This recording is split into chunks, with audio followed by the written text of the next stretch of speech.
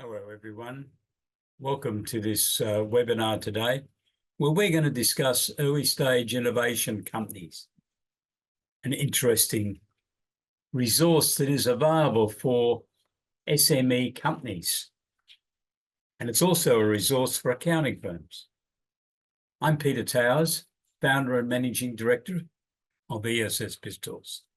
I hope that you're having a wonderful day. Small companies need capital. They do, don't they?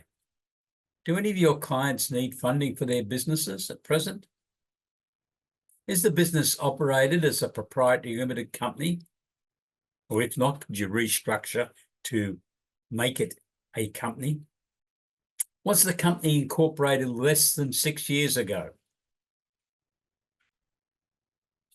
Has the company been undertaking innovative activities? That means they've been possibly undertaking some research and development, or they may have been admitted to the federal government's accelerating commercialisation program, or they've been doing something else. They've invented some products, they've registered some patents. In the last 12 months, was the company's turnover less than $200,000, but not including any grant funds that they may have received from the Accelerating Commercialisation Grant Program administered by the Australian government. And in the last 12 months, was the company's expenditure less than $1 million. Now, that includes total expenditure. If they were undertaking research and development, that's included. But is it less than $1 million in the last 12 months? If you answered yes to these questions, the company is potentially eligible to achieve the early stage innovation company status. And that means that they can then raise capital from the public, which might help their funding worries, determine where they're headed in their business.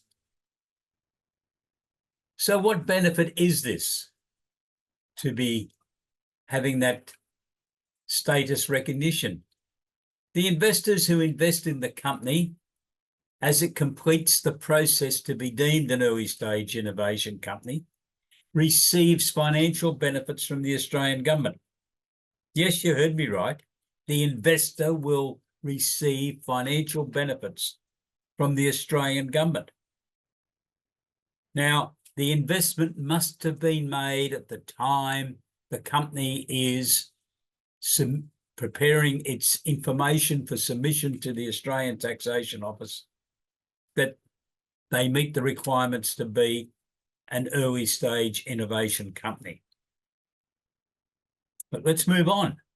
I hope you're thinking about the clients that might fit these categories.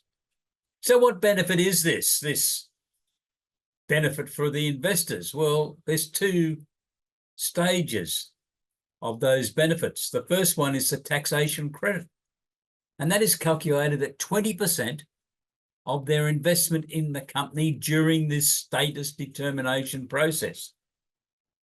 But they're subject to the following limits. Sophisticated investors, $200,000. Now, I said to you a little earlier, it's 20% of the investment. Therefore, that is computed to be an investment of $1 million, quite considerable. That investor could receive a taxation credit of $200,000. And if it's a retail investor who's investing, the credit is $10,000, because under the legislation, a retail investor is restricted to an investment of $50,000 in any one company, because the government would like to see the risk spread on these types of investments, because unfortunately no one knows how this investment is going to turn out. But that's the first stage of the benefits for the investor. So irrespective of what happens to the company in the future, the investor has obtained that benefit. Now, this is going to require due diligence. It's going to require the completion of a number of forms. And within the BIZTOOls product packages, you have access to all of that material to assist you to complete the due diligence requirements, the documentation that is required to be submitted to the Australian Taxation Office or be available for their inspection at some future date. So we need to make sure that that is all prepared properly and is available for the Taxation Office review. But there is more. If the original investor who acquired the shares as part of the status determination process holds those shares for more than 12 months and less than 10 years, that investor does not pay any capital gains tax on the sale of those that originates from the sale of those shares at some future date within the 10-year period. So they hold the shares for more than 12 months and less than 10 years, there is no capital gains tax on the sale of those shares that was part of the status determination process. And the reason I'm emphasising that is if an investor had invested earlier when the company first started, as long as that investor is not an associated person, which would have ruled them out in any case, those original shares don't count in this capital gains tax avoidance process. So it's the shares that are issued as part of obtaining the status of being an early stage innovation company. And if the original investor still owns those shares in 10 years' time, a revaluation can occur at the investor's request to establish a new cost price. So it's based on the current worth of the company and obviously the investor's percentage ownership of the company. The original cost is adjusted. After that, they would pay capital gains tax on the sale of those shares. There is evidence to indicate that most of the people who invest in these types of companies will have exited within the 10-year period. They see their role as supplying funds to enable the company to grow. But they normally do not see their role as being a long-term investor. And that is why the government, which was led then by Prime Minister Malcolm Turnbull, developed this legislation. Because one thing Malcolm Turnbull really understood was the difficulty that small companies have in raising capital from the public. So the government offered this great initiative to investors to seriously look at smaller companies and to invest in them because of the benefits that they will receive. We think this is fairly unique. Do you agree? Because I cannot think of any other situation in Australia where an investor receives a substantial reward from investing in a young company from the Australian government. So that's great. What's in it for the company? Good question. The company gets the money.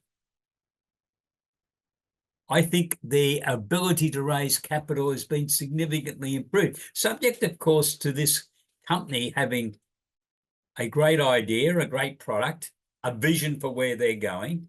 They will need a business plan, predictive accounting reports, budgets, cash flow forecasts, projected balance sheets. They need a leadership team and a board of directors that's able to guide them on that journey. So the investors got excited, but that excitement is helped, of course, by the significant government assistance that the investor's going to receive. The company gets no direct benefit from this other than they receive the investor's money.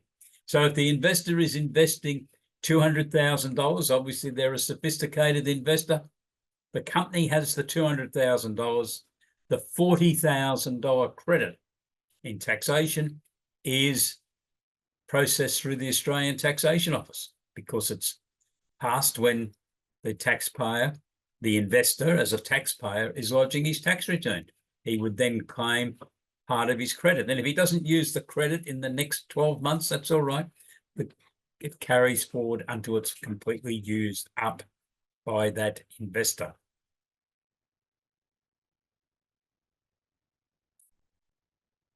And what all this is helping is that it's difficult for young companies to raise capital. That's obviously why 7 years ago, the Malcolm Turnbull government, the Liberal National Party government, introduced this legislation. And I'm pleased to see that it's still there. But unfortunately, it seems to be a big secret. I don't know why, because the recipient company is most definitely an SME. It can't be a big end-of-town company because of those restrictions I mentioned before. Under 6 years of age, income under $200,000 in the previous 12 months, expenditure under $1 million in the previous 12 months. That is definitely an SME.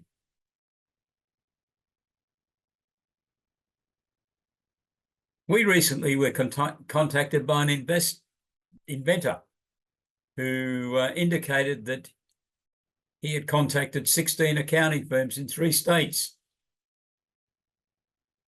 to find out how the early stage innovation company process could assist.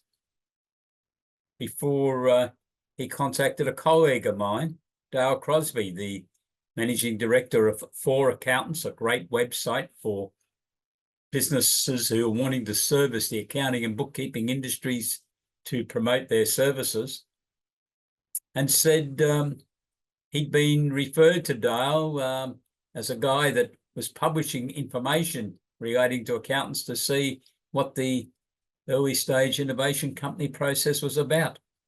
Dale put him through to me, and I was able to answer the man. And for about 20 minutes, I think 10 times, he said, "Thank you. At long last, I found someone who can tell me how the early stage innovation company process works." I was happy to help the inventor who made that phone call, but I wasn't very impressed on the accounting profession that a simple question, how does the early stage innovation company work? Would I be eligible to apply for it? Was unable to be answered, according to him, by 16 accounting firms in 3 states of Australia. Time and time again, I hear the similar story, not quite as dramatic as that one. 16 firms were contacted, whereby SMEs tell me that accountants don't seem to know how the early stage innovation company process works. And as I've said earlier, this legislation was designed for SMEs. No one else can get it. No one else can apply for it. And I believe those type of companies, small companies, turnovers very low, expenditure fairly low, are well within the targets of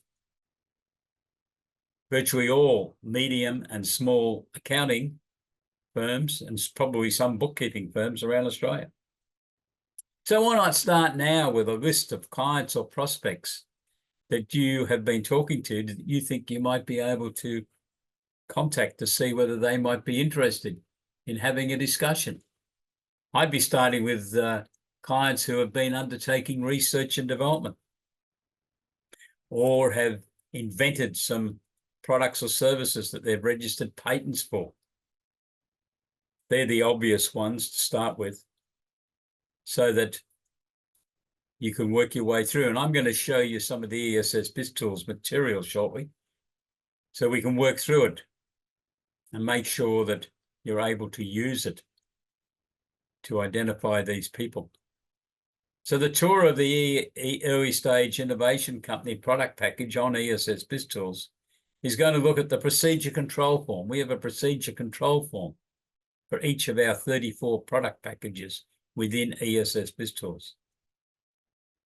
But one of our most important documents is the ESS Early Stage Innovation Company Calculator, which will show you how you can determine whether your client will pass the required tests to be approved to be an early stage innovation company. And then we're going to look at the business advisory services forms. That's our name for the various forms that it will be required to be completed as part of the due diligence review, because the company needs to have these. In some instances, which I'll explain shortly, all of that due diligence information has to be submitted to the Australian Taxation Office as part of this due diligence process to achieve the status of being an early stage innovation company.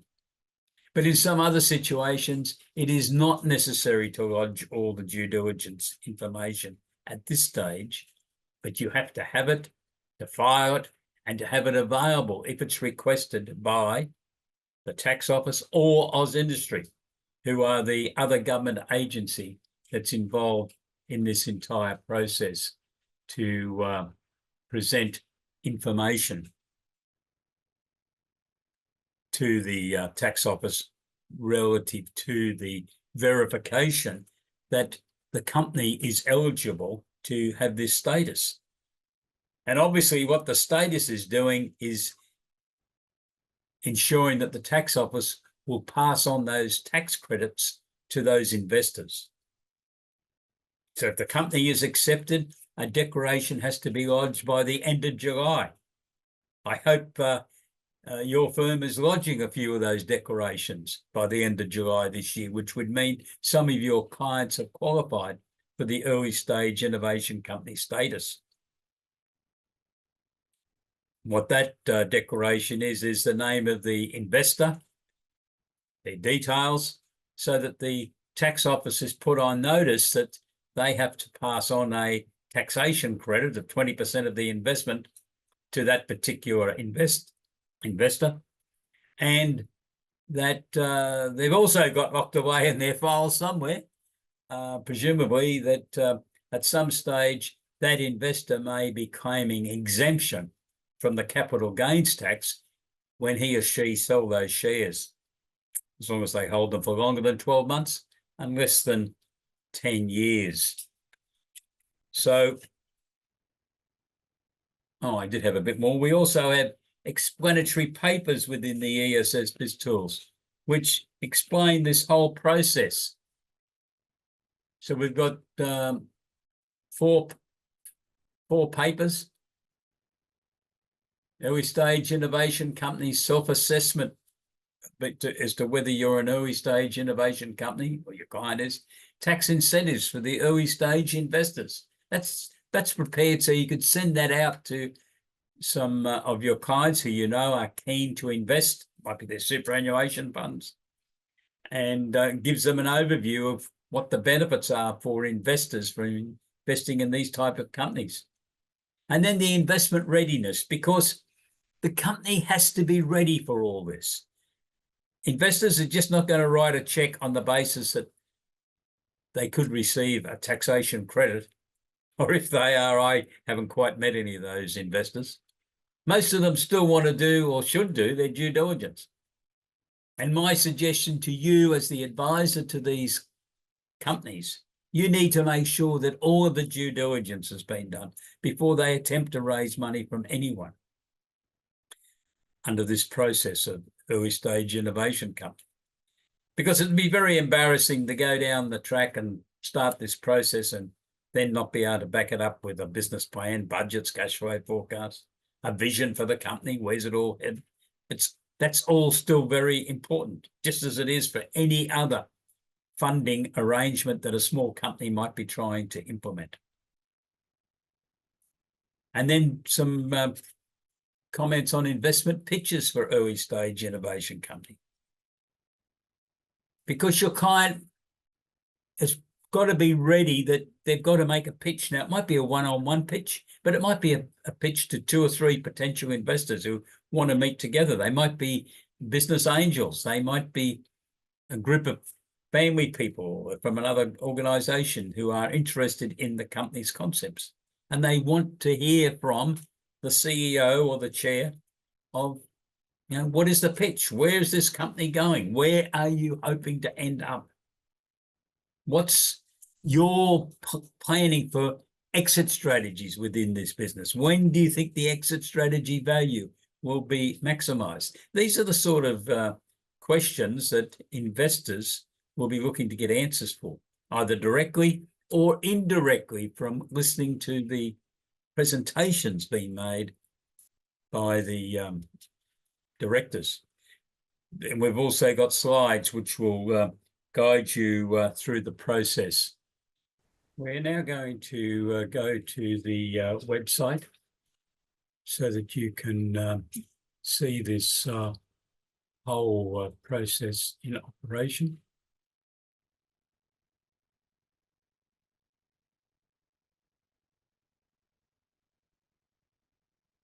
What's on the screen now is the members homepage of ESS BIZTOOLS.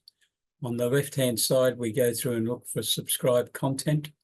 There are 34 of these product packages in ESS BIZTOOLS. Obviously, the one we're after today is the early stage innovation company capital raising, which you now have. There's a preamble which gives some background information as to how all of this system works. And then we're going to download the content. So I clicked on that and the content is now being downloaded into the material, the documents for early stage innovation company. You can see here there's the procedure control form that I just mentioned in what's included in the system.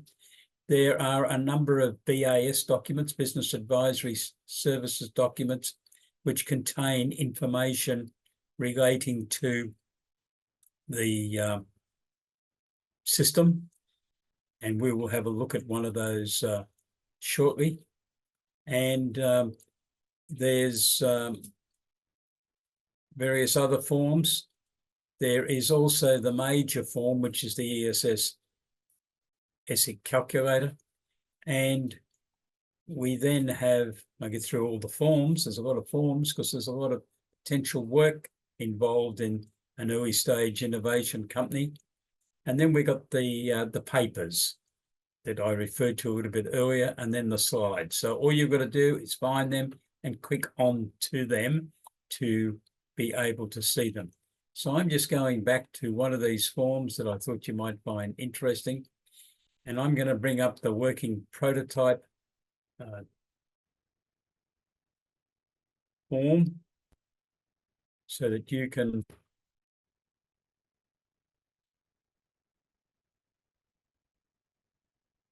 see the form operating in the system. This is BAS 1311. And the purpose of this is that if you were undertaking an assignment for a client and there was a working prototype that had been developed, not completed yet, of course, and you wanted to get some expert commentary as to what it is and how it will work and how it is going to stand in the marketplace, who are its competitors, what's its unique advantage, you would get someone, and hopefully the client will know this person, might be someone from a university or a research centre, who would write a report on the working prototype consultancy. So this is the briefing that you would give to that person so they understand what the document that they're going to produce is to be used for. And there's similar forms for briefing of someone for a market research document and other activities relative to this project. So I'm now going to remove myself from there, and I now want to bring up the procedure control form just to show you that. So I promised before that I would.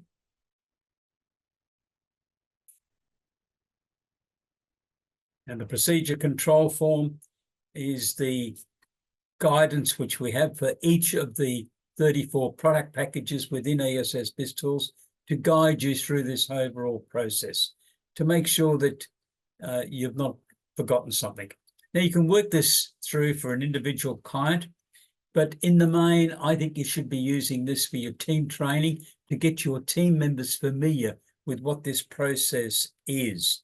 We are producing a set of documents that have to be produced to the Australian Taxation Office immediately if you are going to support the client to be approved under the principles test. And at some subsequent date if the client is going to satisfy the gateway test. And I'm going to explain both of those terminologies in a bit more detail in a couple of minutes' time.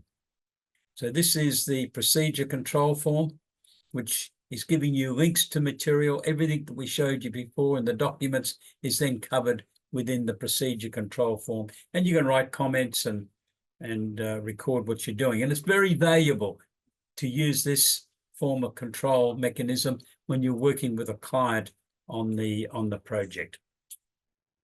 So we're now going to leave there, and I'm going back to the documentation here, because there's a very important document that I now want to show you, and we're going to spend the rest of our time together today reviewing, and that is the ESS BIZTOOLS Early Stage Innovation Company Calculator. How do we determine whether your client is going to be eligible for this overall process to be deemed to be an early stage innovation company? And we will be showing you that in just a moment. This is the form which will be crucial to assisting you to determine if the company is eligible. So I'm just going back to the beginning. I indicated to you before that there's rules like under 6 years of age, income under $200,000, not including an accelerating commercialization grant, expenditure under $1 million. This form will help you complete this process. So you insert the name of the company. You also have to include names of 100% owned subsidiaries, because they're also included in this process, the date of incorporation, and some financial information. And then we go through, there is a category of companies under 3 years of age. So was the company incorporated in the last 3 years? And you go through and answer the questions on the expenditure and the income. There's another category then, is the under 6 years of age. And there's a slightly different questions then to do with the income and expenditure. And we also have companies that were registered in the Australian Business Register in the last 3 years.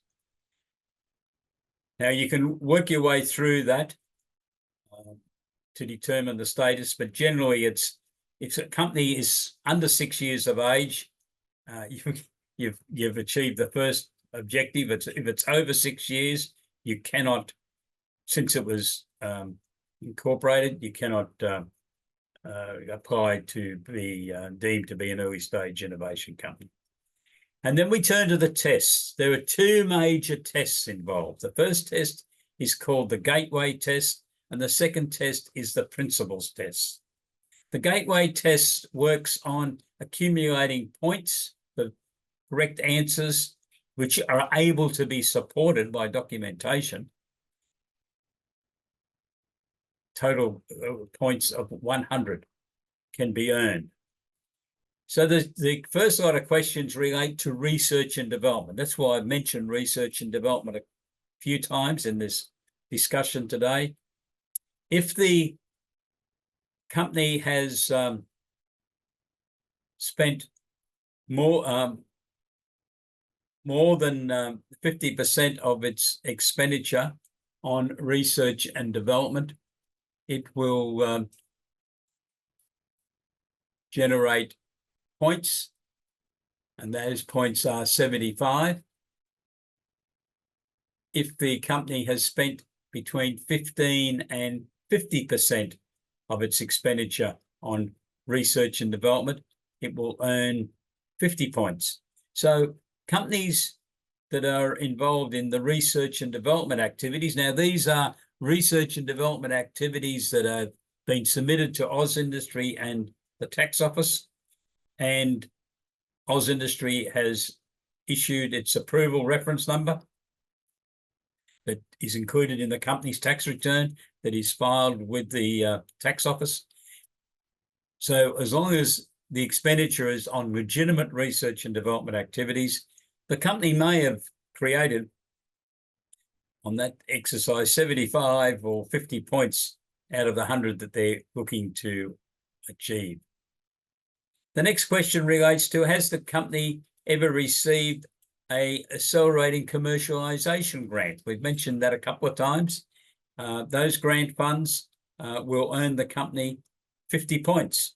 So if they've spent more than 50% of their expenditure on research and development, and they've been admitted to the early stage to the accelerating commercialization grant program, they've achieved 125 points.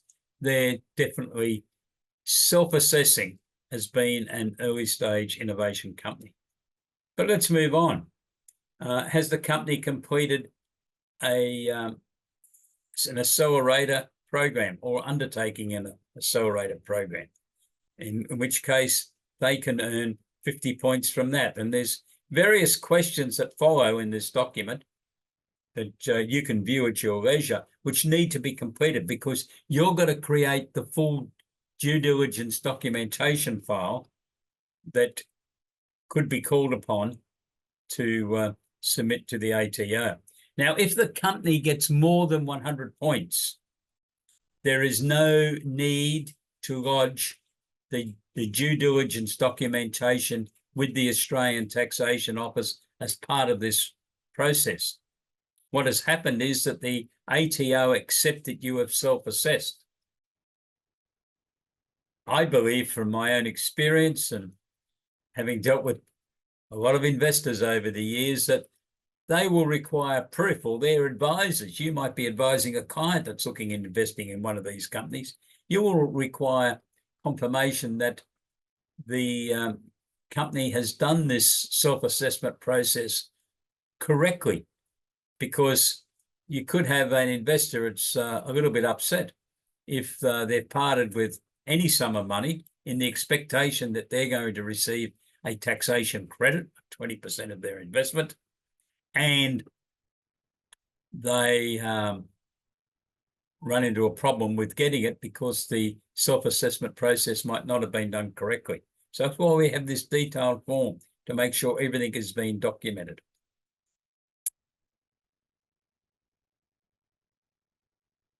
The next questions relate to capital already contributed. So if the company has been able to raise $50,000 from arm's length investors prior to this due diligence review for the status of being an early stage innovation company, they will earn 50 points for that.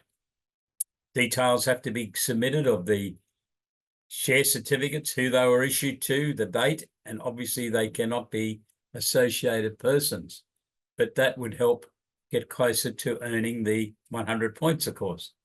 Has the company any rights, including equitable rights under a law as a patentee or a licensee of a standard patent, or the owner or licensee of a plant breeder's right granted in Australia at any time in the last 5 years? And if so, details have to be submitted. That's what's showing on the screen now. And the company will earn points for that of 50 points. Has the company got any innovation patents registered, or a registered design? In which case they will earn 25 points. And there's a couple of other activities there that, to be honest, I've never struck in practice, whereby the company could end up, if you add it, we just go to the bottom of this agreement and we get a total result. Now, if the result is 100 or more, the company is self-assessed. And as I've said just a short time ago, the key then is to make sure that the due diligence documents, which are fully summarised within the ESS BIZTOOLS, they're part of that BAS form system that we have in the system. You would complete all those, get the directors to sign them, because they're all set up on the basis the directors have got to sign them. They're the ones that are saying we've done all these things, and you have a file. What you would use that documentation file for is to give it to the company directors, and they will probably need it when they're talking to potential investors, because the investors will be saying, well, how do we know we're going to get this 20% off our tax bill? And the information that's contained within the due diligence summary quotes the position of the tax office that they do not want companies who are complying under the gateway test, the self-assessment area, to submit any information to them at this stage. They will probably require it after the 30th of June when the company's tax return is lodged, but they don't want it at this stage. Now, if the company was unsuccessful, they might have only accumulated 80 points, or they might not have even attempted the gateway test because they're brand new. They've only started 2 months ago. They've been doing research activities, not been able to claim them in the past because they were a sole trader or a partnership, but they've put all that now into the company, and they're ready to try to raise some capital. They can then be assessed under what is called the principles test. Now, the principles test is looking at the answer to 5 questions.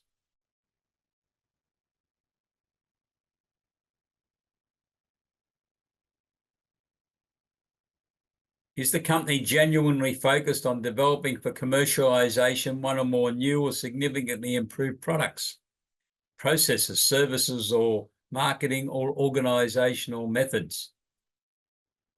Now, it's not a yes/no answer. In my opinion, you need to complete at least 1 page of A4 paper submission to that question.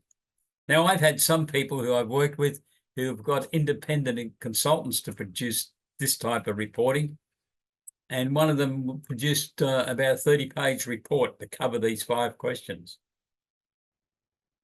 So you can supply a lot more than 1 page, and that's just my guideline from having had a lot of experience of working with submissions to Oz Industry, who are the other government department involved in this whole process.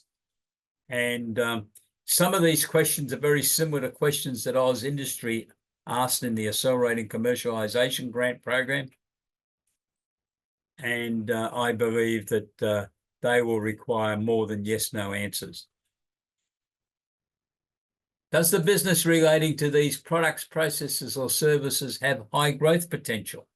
The government wants to get a return on their investment in this scheme, so they're looking for, is there going to be some income earned from this business activity? Is there ultimately going to be some taxation paid? They don't actually ask you about the tax, but it's an implied question, I think.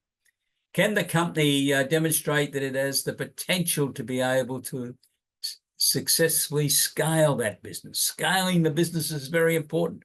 We should be very interested and concerned about scaling businesses, because that's when they're growing. So will this be a growing business? Again, the government's looking for how they're going to get some money back on this investment. Can the company demonstrate that it has the potential to be able to address a broader than local market, including global? So I've read that a number of times over the last 7 years and talked to some people. I believe it means you need more than a product that's going to service the Western Sydney market.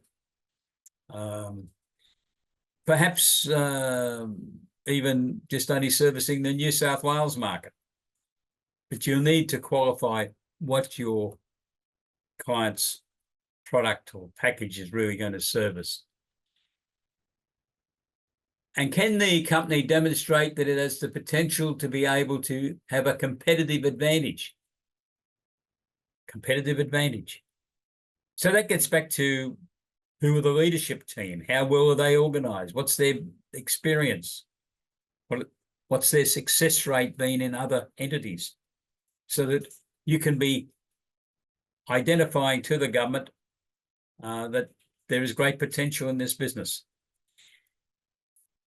So at the end of that, you've got your set of questions. All of that due diligence documentation then has to be submitted to the Australian Taxation Office as part of the process. Now, it is forwarded to Oz Industry, who then decide whether they are satisfied with the answers to these 5 questions. I understand that it takes the tax office about 6 weeks, together with Oz Industry, to process this application, and then they will issue a formal letter of recognition that the company, XYZ Proprietary Limited, has satisfied the requirements to be deemed to be an early stage innovation company. So in those situations, the ESS BIZTOOLS material supplies forms for completion, which cover the 5 questions, and the certificate that's hopefully been received from the tax office. Otherwise, you won't be doing this part of the process. So that documentation can go to potential investors. Now, those investors who are relying on the principles test have got a greater assurance that there's going to be no problems with their claim for the tax offset, tax rebate, because they've got a letter from the tax office. As long as the company has done everything that it's stated that the tax office has been done, and that's part of your responsibility, as I see it, to make sure that your clients have abided by the rules. So that's the overview of early stage innovation companies. What do you think? Have you got clients that you think it might apply for? I see no reason why early stage innovation companies is treated with some reservations or nervousness by accountants. These people are running small businesses, and the government has put in place a program which might assist them to raise capital. But what it does for you is open up the innovation journey. And on the innovation journey, these companies require business plans, budgets, cash flow forecasts, projected balance sheets. They need a vision. A lot of them, if they get through this process and raise money, will need a virtual chief financial officer. They may need an auditor, depending on what the investors in the company require. It presents great opportunities for accountants. So if you didn't know anything about early stage innovation companies, or you've got the ESS BIZTOOLS material and not really had a good look at it, please sit down and have a look at it and think about how you could talk to some of your clients who might be undertaking research and development, and indicate to them that there is light at the end of the tunnel when it comes to their funding of their business. Perhaps you could run a webinar or a seminar for not only your clients, but also prospects in your location or anywhere around Australia, if you're going to use webinars, to talk about this subject so that they know that you have an understanding of this process. So thank you very much for being with us. If you have any questions, please send me an email, peter@essbiztools.com.au. Stay safe. Have a great day. Goodbye.